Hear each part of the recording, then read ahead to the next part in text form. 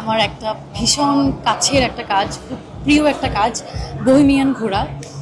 সেই ঘোড়ায় আমি যে সুন্দরী চরিত্রটি করেছি সেটার জন্য আমি একটা অ্যাওয়ার্ড পেয়েছি। সো অবশ্যই খুবই ভালো লাগছে। আসলে কাজ তো করি দর্শকের জন্য, আপনাদের জন্য, মানুষকে এন্টারটেইন করার জন্য। তো সবাই যখন সেই কাজটা কীভাবে স্বীকৃতি দেয়, ভালোবাসে, আসলে আমাদের আর্টিস্টদের জন্য এটা একটা বড় পাওয়া। খুব ভালো লাগছে, ইমোশনালও লাগছে অনেক। ঈদের ব্যস্ততা যাচ্ছে, যেরকম যা ঈদের আগে আগে একটু কাজ থাকে, যে যদিও আমি একটু কাজ কমিয়ে দিয়েছি। আমি একটু আসলে ভালো মানের কাজের প্রতি বেশি চাচ্ছি, যে ভালো মানের কাজটাই করব।